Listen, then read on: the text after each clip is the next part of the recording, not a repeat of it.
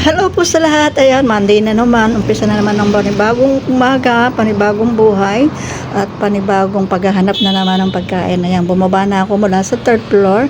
Ayan, nakikita nyo yung may green na yan. Ayan na yung Hypermart. Malapit lang ako dyan. And then, dito sa gilid ay ang Uncle John's. Ayan, ang Uncle John's. Ilan lakad lang, andyan na ako. Bababa lang ako. Then, ayan ang gate ng... Diyan ako tumatawid daily kaya lang napawid na ako, kaya sabi ko nga stay na ako dito. Then, ayan, oh, di ba kitang-kita yung Hypermart. Dito ako bumibili ng food kasi mura, masarap. Bumili ako ng pagkain dito, maghapon na yon. Binibili ko 2 rice, isang order ng ng ulam. Ayan, ang bibiling ko ngayon ay isda. Ayan, ang isang piraso ng isda ay 60 pesos. At ang kanin nila, ang rice nila ay 15 pesos ang isang order. 2 order ako lagi ng kanin araw-araw. Yung isa para sa isa para sa tanghalian at isa para sa hapunan, and then yung ulam hinahati ko na lang kasi hindi ko naman talaga nauubos ang isang order ng ulam. Ayan. Malaki malaki ang hiwa ng isda. Kasya sa akin ng 2 kain. Ganun ako katipid. Ayan. Bali ang nabili ko ay 16 na isda at 30 pesos yung kanin. Then diretso ako dyan sa Uncle John para bumili naman ng drinks. Ayan. Hanap ng drinks. Andito na rin lahat Dito na nakakapagpa-swap lang ako ng GCash pag wala akong swap lang ng GCash. Medyo kilala na rin nila ako dito. Iyan, kuha ko ng isang water, isang mineral. Yung malaki na ang kinuha ko kasi para maghapon. And kuha ko na isang Coke para naman may lasa-lasa yung iniinom ko, pang alis ng suya. Ayan. Tsaka marami akong pagkain dito galing kay Roma na pang merienda. Ayan na. Then may mangga pa ako dito na bigay nung may-ari ng bahay.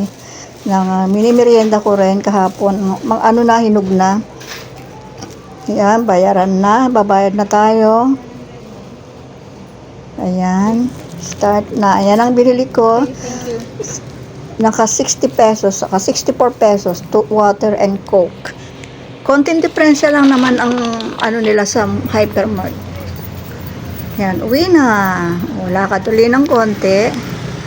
Kaya pagka nararamdaman kong medyo uulan-ulan na, dapat lagi kang updated sa weather para kung may mga emergency, lagi kang may pagkain dito sa taas kasi nasa third floor ako. Ayan.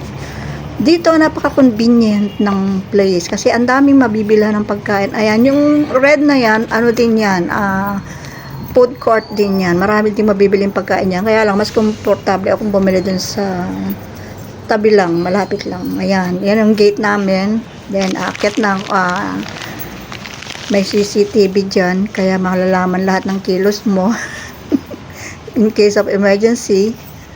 Ayan, dyan ako umaakyat. Akyat na tayo. Samahan niyo ako umakyat sa aking third.